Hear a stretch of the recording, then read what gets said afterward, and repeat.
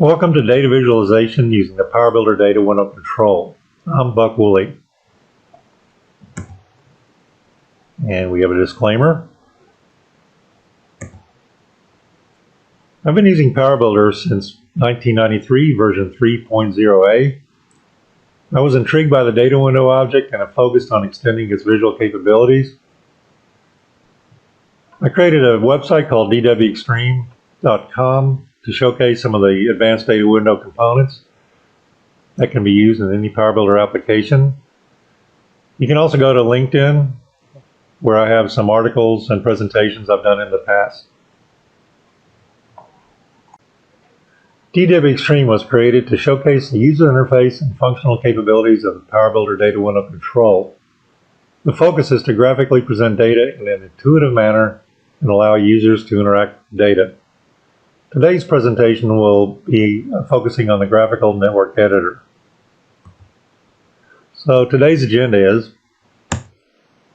introduce the graphical network editor and some of its functions, investigate the methods which allow the data window to perform some basic graphic functionality, demo some of the basic graphic functions along with some source code snippets. The complete source code will be available on GitHub, and demonstrate and explain some of the more advanced functionality. Now, there will be a Q&A session at the end, and the source code is available on GitHub at the address listed. The source code is in PowerBuilder 2019.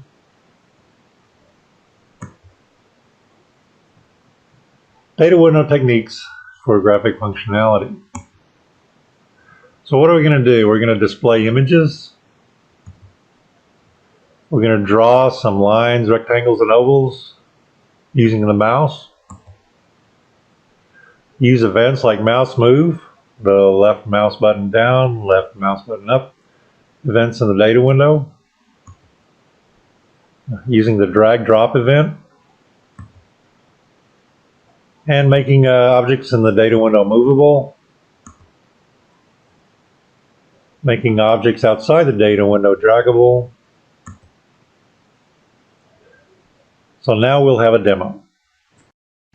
So this is the graphical network editor. So what you see is a child window containing a data window that is called the graphic canvas.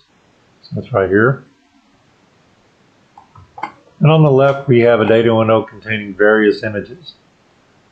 So I'm just going to copy some of these images onto the graphic canvas, using the mouse, just dragging and dropping them.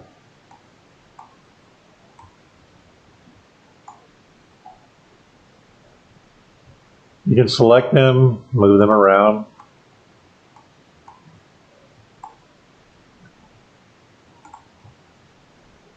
You can also take images or copy images from tree views to the graphic canvas.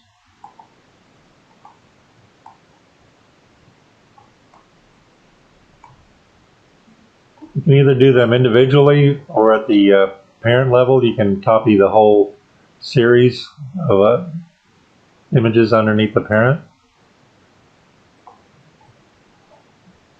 Now, to connect these images, we use lines. You just select the line you want, draw it with a mouse. Now, to connect the images, you start the line on one image and then the line on another. The connection is automatically made. You can check this by actually moving the image around, and you see that the connection follows.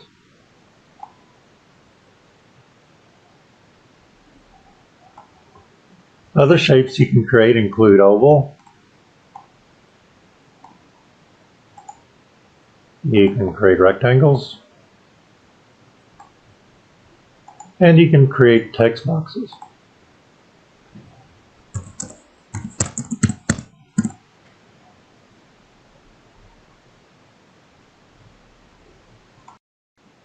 So now I'd like to demonstrate some of the specific functionality of displaying and manipulating graphical data. So let's go into copying an object from one data window to another. Selecting and moving an object with the mouse within a data window, drawing lines and shapes, selecting a group of objects, copying and moving groups of objects, connecting and disconnecting objects, arranging objects in a line or an oval, and various other techniques. So copying an image from one data window to another involves 4 steps. First, you click on the image you want to copy, positioning a draggable picture object of the same size over it, copying the parameters of the image to the picture object, dragging the picture object to the desired location on the receiving data window, and creating the image based on the parameters of the dragged object. So let's have a quick demo of this. So let's say you want to copy the building onto the graphic canvas. So you use your mouse to select the building, and immediately you see a draggable object over the building. That's a custom picture object control. And I drag it over the data window, release the mouse, and it creates the same image on the graphic canvas. So the first thing you have to do is create a user object that is a descendant of the bitmap control, and it is placed on the main window. You add required parameters to it, such as the location, the name of the object, the type of the object. Within the data window that contains the images, you create an expression to get the Y location of the row of the data window that the image is on. This will be used to set the position of the bitmap control to cover the image on the data window. So when you click on the image on the data window, you position the bitmap object over the image and adjust its size to fit the image. And then you make it a draggable object. This is the code used to place the bitmap object on top of the image you selected. You want to get the object that you selected. From there you get the row it's on. And from there you get the Y coordinate of the image that you have selected and apply that to the bitmap object.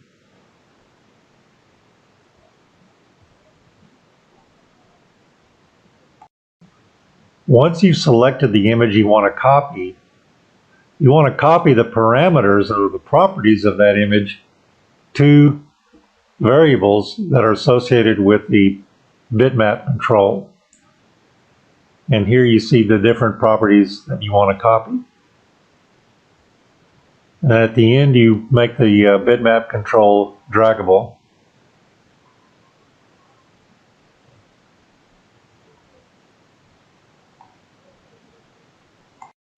Once the bitmap control is set over the image you want to copy, you then simply drag the bitmap control over onto the graphic canvas and place it wherever you'd like. The bitmap control contains all the data you need to recreate the image you selected.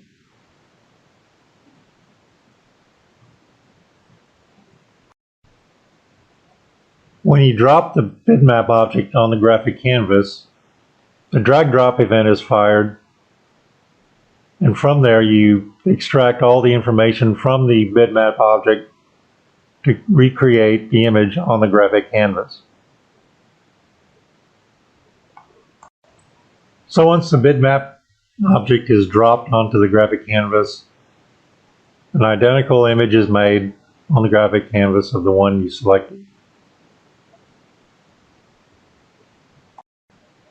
When you drop the bitmap object onto the data window, not only is the image recreated on the graphic canvas, but all its properties are saved into a data store to be used later.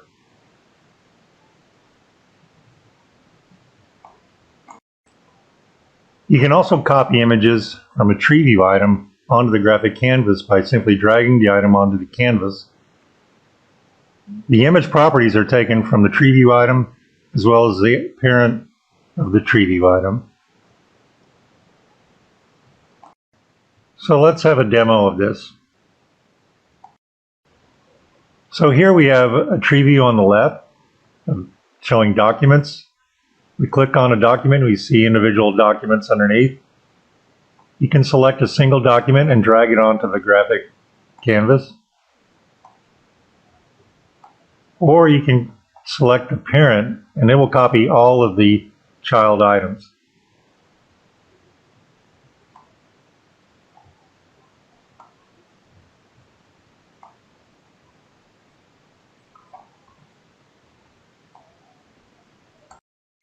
So once you select a tree view item, we want to determine if it's the child item that has an arrow next to it, make it drag auto. If not, if it's the parent, then we want to make it draggable as well.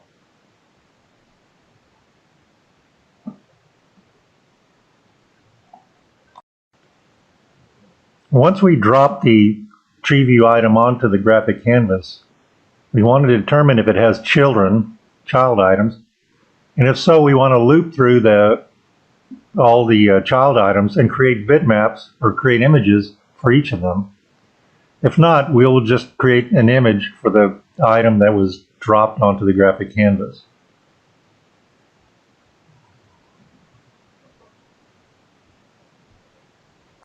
So now images have been created on the graphic canvas. Now we want to manipulate them. So the first thing we want to be able to do is actually move an object. So to move an object, you actually click on the object with your mouse and drag it to the desired location.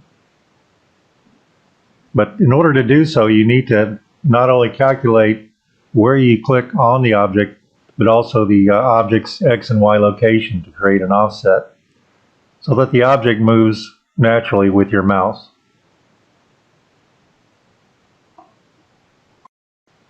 So once you selected the image you want to move, in the mouse move event, you capture the X and Y coordinates of your pointer and offset that from the X and Y coordinates of the image you selected.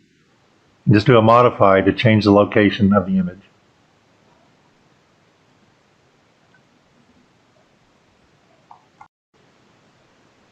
Once the image is created on the graphic canvas, not only do you need to create the image, but you also want to record the X and Y location now that you've moved it onto the data store containing the image data. The next function to be discussed is copying an image. Now that we've moved an image, now we want to copy an image. So there's a right-click drop-down menu that contains a copy option. So now I will demonstrate the copy function. I will now demonstrate the copy function. So we have an image on the graphic canvas and I want to copy it. So first I use right-click to get the drop-down menu, select copy. The image goes inverse, so you know which one you're wanting to copy. So then you just move it to the desired location. It'll ask you how many copies you want to make, so let's say 2. And 2 images or 2 copies are made based on your selection. The copy process starts by moving the image data into a structure to be used later when creating the new image. And also you want to create a rectangle on top of the image that you move to the location where you want the image copied. Now you want to make sure that the rectangle is movable. That's highlighted in the code below. And also you want to invert the original image so you know which one you're actually copying.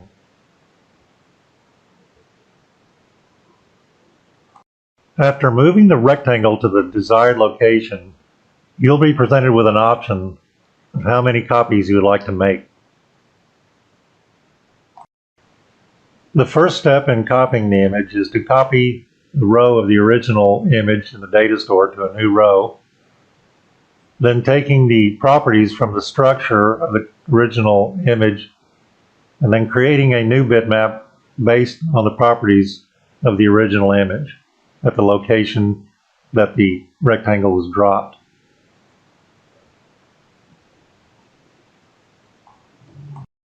Now we move on to drawing shapes, ovals, rectangles, and lines. Now for another demo. So now I'll demonstrate drawing 3 different shapes on the data window. So first we have lines, which are connections between images.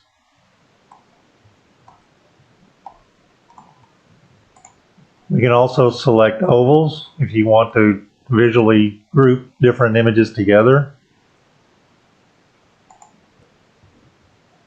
Create rectangles for the same purpose.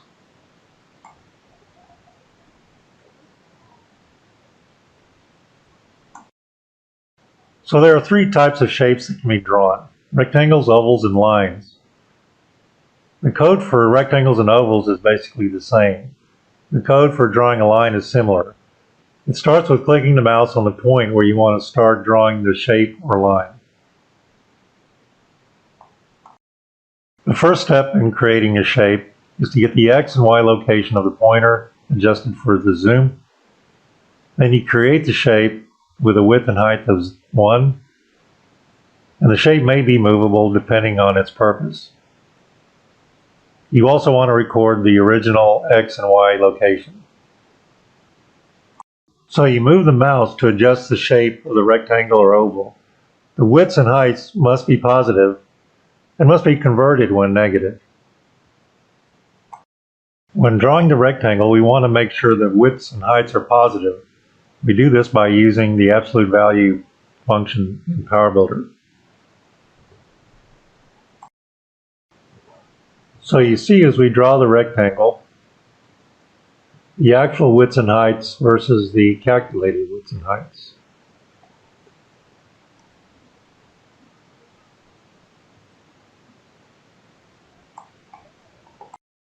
The next topic to be discussed is selecting images. Now for a demo of selecting images. Okay, so we have a number of images on the graphic canvas and we would like to select them. All that needs to be done is to click on any empty space on the graphic canvas, left click, and create a rectangle automatically. And just capture those items within the rectangle, and upon the mouse up, the items go inverted and are ready to be moved or copied. They are all selected. The first step in selecting images is to draw a rectangle around all the images you would like to select. Select the image data store to find all the images that lie within the rectangle and set them to inverted and copy their properties to a structure.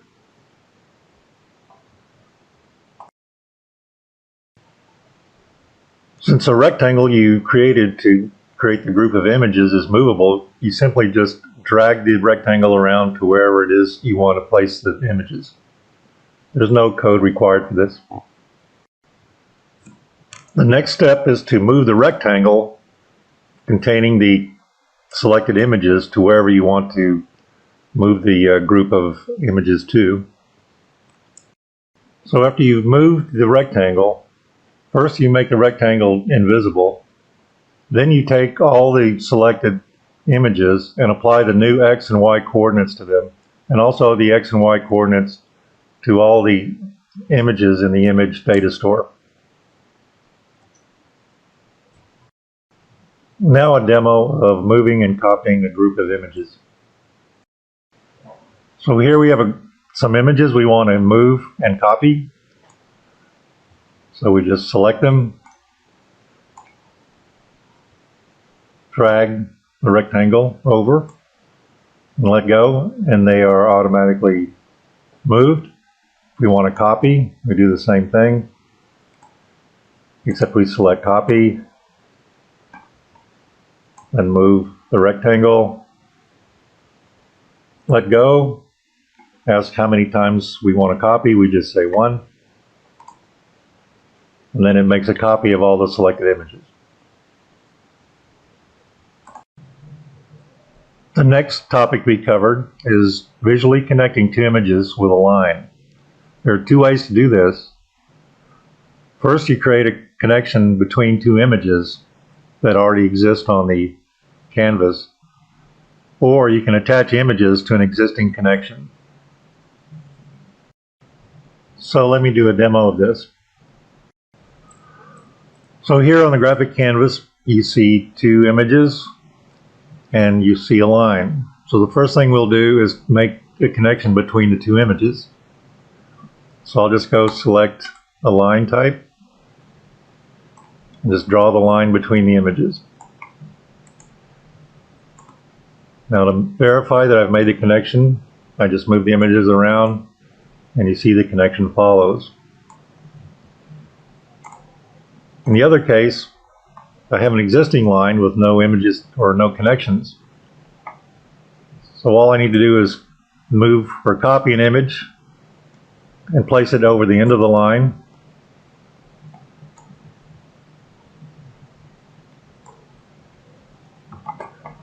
And the connection has been made. You can verify this again by moving the image around.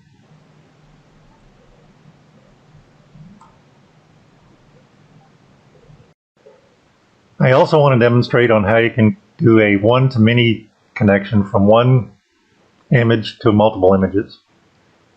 So all you need to do is select the images you want to connect to and select the connection type and simply draw from one image into the selected image box. The images are all selected and connected. You can test this again by moving the image around and see that the connections are maintained as you move around. The first step in connecting images is to make sure one end of the line starts on top of an image. If so, then you adjust its location to the center of that image. As you move your mouse, the end of the line should follow your pointer, and you adjust the X1 and Y1 properties of the line, or the X2 and Y2 properties, using a modify function. Once you're done drawing your line, it determines if you've ended the line on top of an image. If so, the connection is made and the line is drawn. If not, the line is drawn without a connection being made. The second method for making a connection is to drag an image and place it on the end of a line. So I will demo this now. So here we have a line. There's no connections, there's nothing on either end of the line. So the first thing we would do is drag an image onto the end of the line, let go. The connection is made automatically as you drop the image onto the end of the line. You can do the same with the tree view items, the tree view images. Just drag it to the end of the line, drop it. Well, the connection is made automatically. Again, we can verify that by just moving the images around and seeing that the connection follows. When you drop an image on the end of a line, you filter all the lines whose endpoints fall within the image, and then you make the connection. The next topic to be covered is arranging the images either by aligning them with an oval or a line. So let's do a demo of this. So here we see a user connected to multiple documents. It's a little bit of a mess. You want to make it nice. So all you need to do is select the items you want to arrange. So we selected all the documents. Then you just right click, say align, I want it circular. You draw the oval where you want to arrange the selected items. And you click and the items are arranged. You see that the connections still exist. There's also another option. You just simply select the items, align linear, and the items are distributed across the line you just drew. To arrange images, all you need to do is just select the images you want to arrange. Use the drop-down menu to pick either circular or linear. And this calls an event called UOE Align Oval to arrange the images. In this case, we draw the oval in the desired location where we want to arrange the selected images. And the selected objects are aligned with the oval. So now I'll go over some additional techniques. Those include adding labels, adding a background image, adding notes, creating a network, splitting a connection and disconnecting a connection, connecting to a network, and keeping connections parallel during rotation, and intersecting a line to an oval or a rectangle during rotation.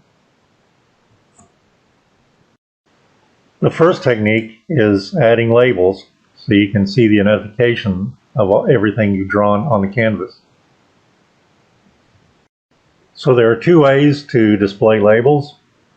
You can either use a menu option called Labels that will display all the labels for everything drawn on the canvas. You can toggle it on and off. Or you can go to the individual object, use a drop-down menu to select label to show you the label for the individual object.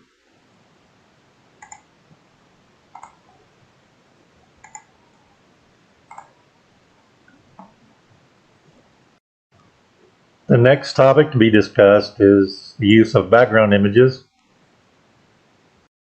A background image can be a map or a diagram, just any kind of image that can add clarity to what you're displaying on the graphic canvas.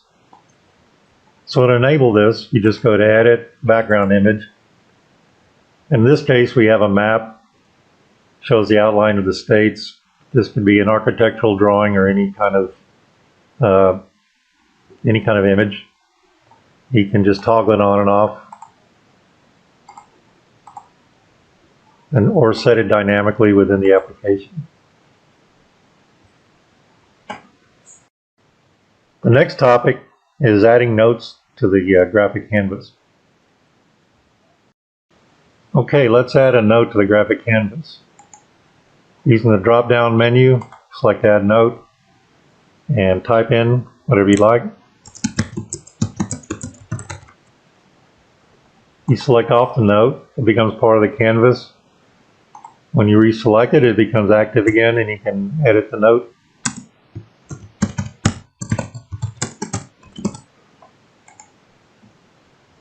You can then resize the note if you like.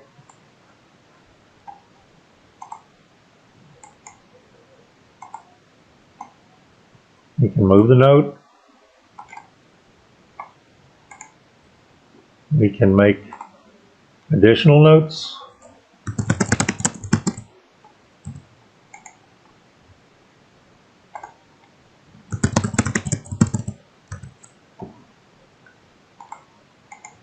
And you can delete notes.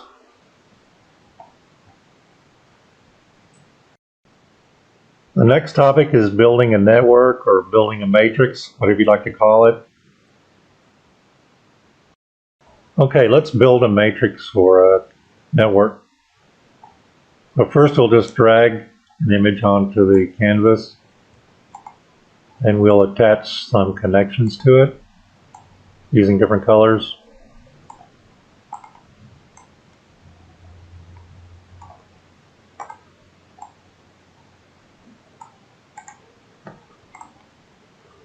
So then let's grab all these objects to make copies. And we will carefully place it on top so that the connections are maintained.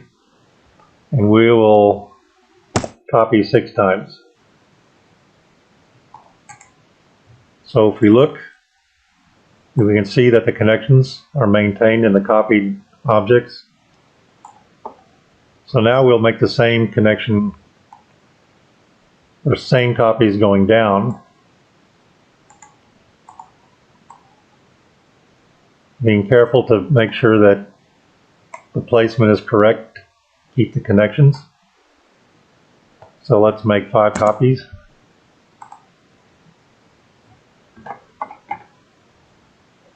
So now we can see that all these connections have been made through the copying of the lines and the objects.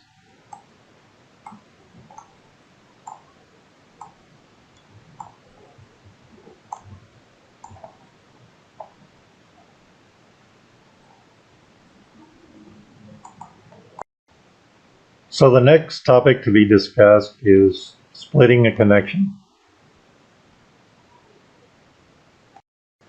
So here we have 2 objects, 2 images that have a connection between them. You can tell that by moving the objects. You see that the connection is maintained. I want to split in the middle and add an additional object.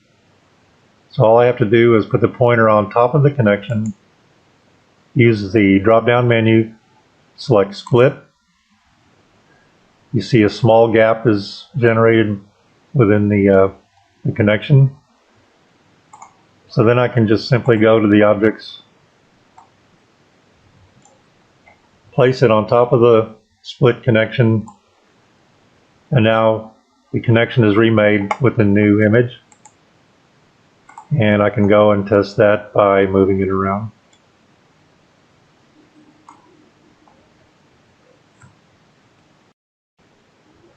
You can also drop a connection, which actually disconnects the image that's on the end of a connection. Here we see a connection between a building and a house. We know it's connected because I can move it around and the connection follows. But I want to disconnect the house, add something else. So I just connect or select on the connection, hit disconnect on the drop-down menu. It gives me a window that has the displays the connection. And I just uncheck the house, hit OK. Now the house has been disconnected. And I'm free to add a different image on the end of that connection. And you see it's connected.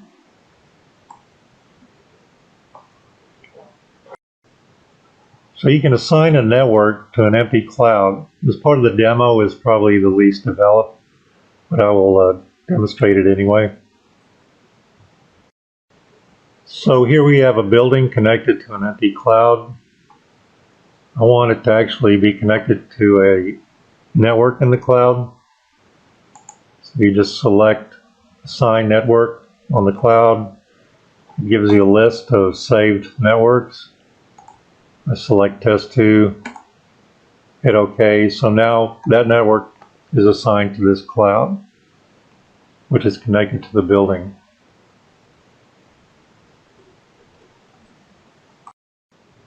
So now we'll get into the most complicated topics on the graphical network editor. I had to relearn all the trigonometry I forgot since college, and so you'll see it here. So there may be a case where you have multiple connections between 2 images. So we'll draw a few here.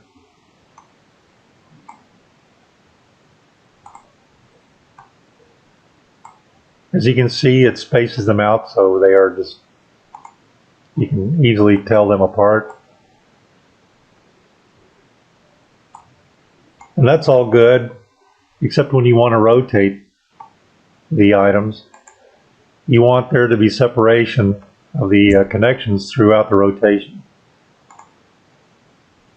Which means as I rotate it, the lines rotate, but they stay separate. Now if I delete this image you can more easily see what I'm talking about. You can see the ends of the lines rotating as I rotate the lines themselves. This required quite a bit of trigonometry to accomplish. I'm not going to go over the code here, but it's in the source code.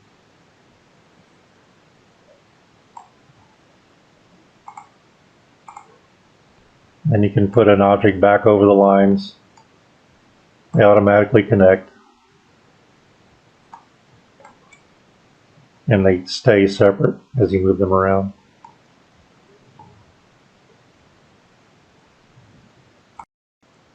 The next complex function is intersecting a shape to a line, so that as you move the line, it stays at a constant position on a shape or around the outside of the shape,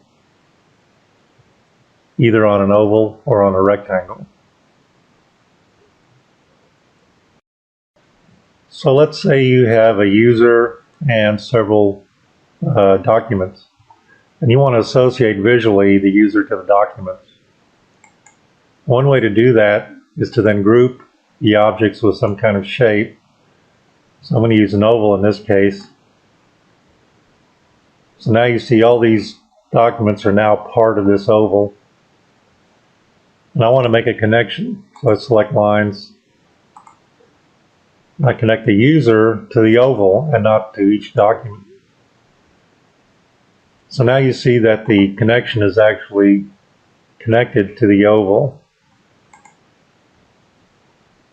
That's all good, but what if you want to move that user? You don't want that oval and the connection to remain in the same place. But if you see, the connection will rotate with the user around the oval.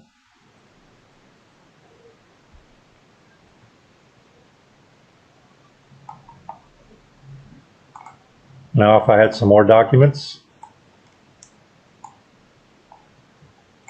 and I associate them with a rectangle,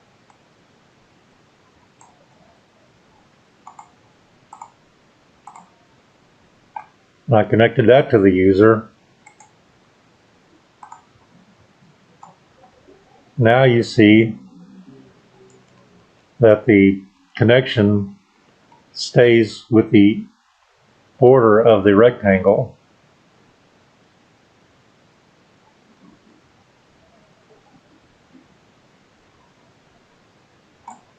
Now the code for that is quite complicated, and it's in the source code. I'm not going to go over it here.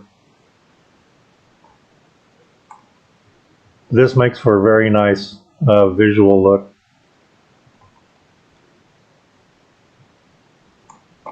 For the connection between the group and the user. I would also like to demonstrate some non-graphical techniques used in the graphical network editor. That includes that it's database enabled. You can save and open networks. You can create dynamic lists. And also you can create multiple graphic canvases. This is a demo of the dynamic list functionality. Just allows you to use the same space to view different lists. You can just use the drop-down menu, say insert list, and you can select the list you want. You can maximize the list, reset it.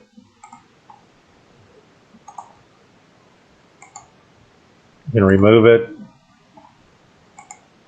or add another.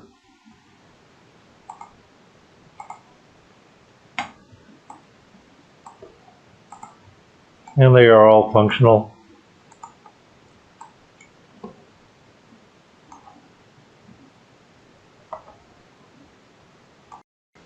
Now I'd like to demonstrate multiple graphic canvases. So we have one displaying now. So I'll just make a quick network here.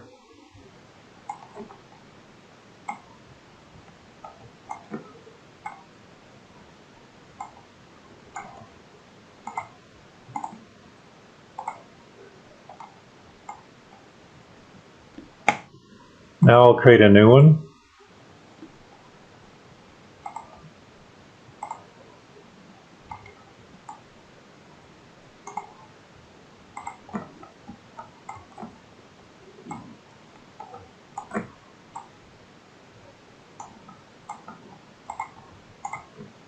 So we'll just connect a few things.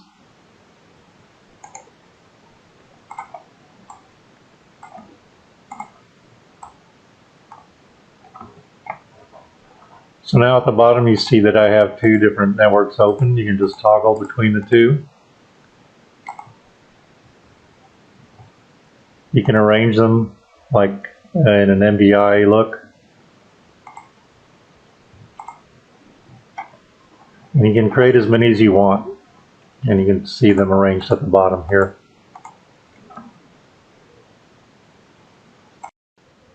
So now I want to show some of the database functionality in the graphical network editor.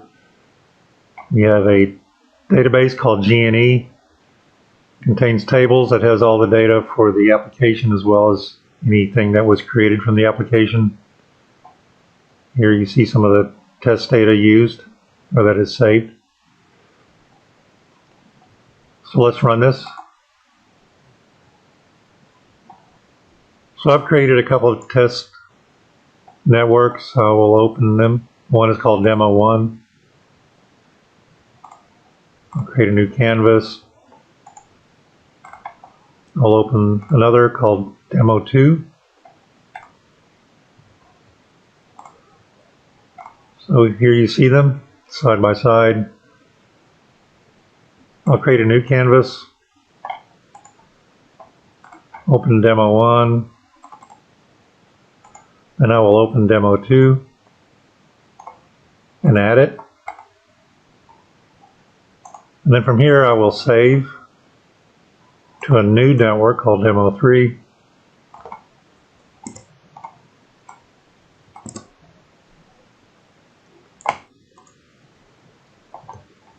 And here you see them all side by side. Just to show you that it was saved, I'll open another canvas.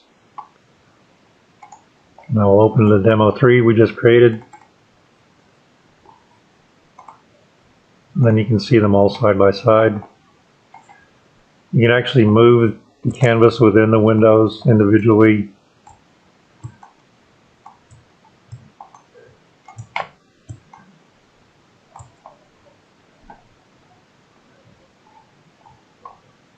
So if we look at the data,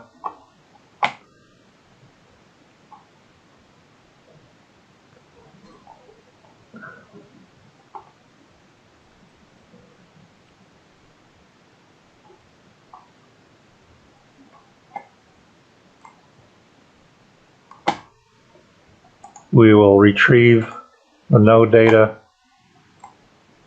And you see for node or for workflow ID 6, this has all been added in the demo I just showed you. Here you see various ways to connect to the Appian community. My LinkedIn address is on the right side of the slide. So that has been the presentation of the Graphical Network Editor. Now it's time for Q&A. If anyone has any questions, feel free to ask.